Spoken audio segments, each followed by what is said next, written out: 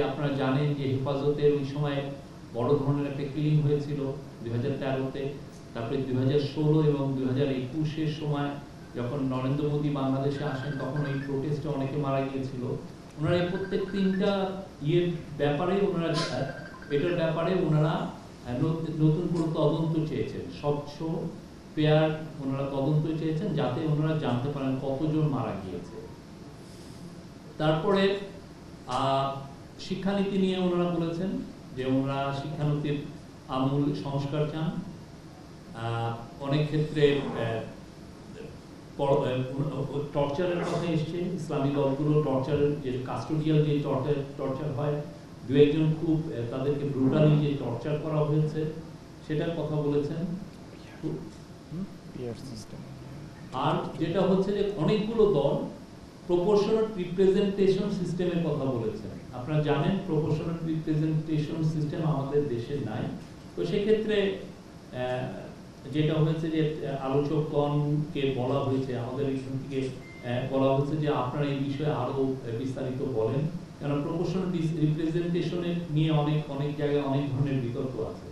এটা কি এটার ফলে যেটা আমরা অনেক ক্ষেত্রে দেখি যে দুর্বল কিছু গভর্নমেন্ট হর্স ট্রেডিং হয়।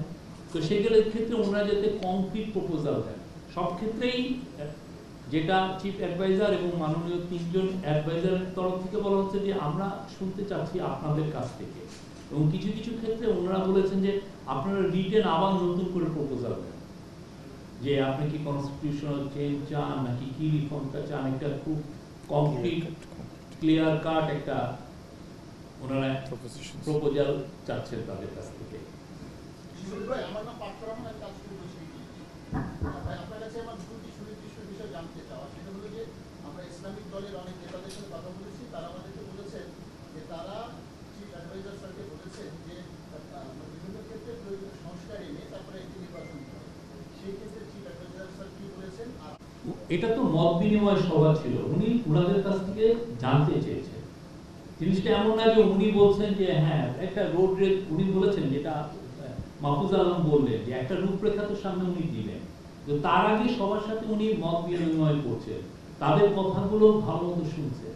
এরপরে আপনি জানেন সামনে আরো তো কথা হবে, এটা তো ইটস নট দ্যাট প্রথমেই তো এটা শেষ হচ্ছে না।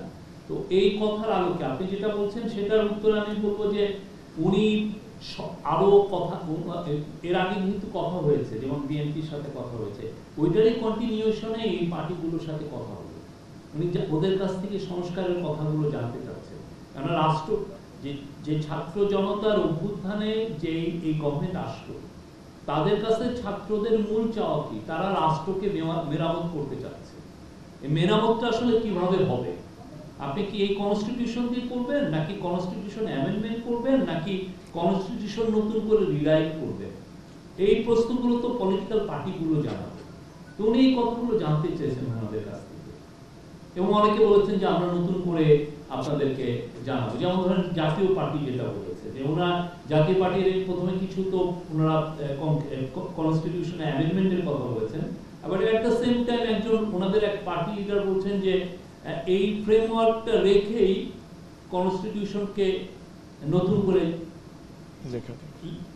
লেখা যায়। এই কথাগুলো তো মানে আরো কংক্রিট প্রপোজাল ওনাদের কাছ থেকে চাচ্ছে। গণফোরামের ক্ষেত্রেও একই জিনিস, ওনারা একটা কংক্রিট প্রস্তাবটা জানাবে, কারণ ওনারা দেখা যাচ্ছে যে ওনাদের মধ্যে দুই একজন ডিফার করছে অনেকগুলো বিষয়ে। তো বিষয়গুলো যেটা হচ্ছে যে এই গভর্নমেন্টের মাত্র 3 সপ্তাহ হলো, এই 3 সপ্তাহে প্রত্যেকটা পার্টির সাথে উনি মোরলেস বসছেন, সবার কাছ থেকে আসলে জানতে চাচ্ছেন যে আপনারা কি চাচ্ছেন। এই রাজনৈতিক দলগুলোকে আমন্ত্রণ জানানো হয়েছে, এটা ক্রাইটেরিয়াটা কি ছিল? রাজনৈতিক দল কিভাবে আপনারা আমন্ত্রণ জানিয়েছেন আলোচনায়? এটা আপনি কাউন্সিল অফ অ্যাডভাইজারকে জিজ্ঞেস করবেন, ওনারা এটা বলবেন।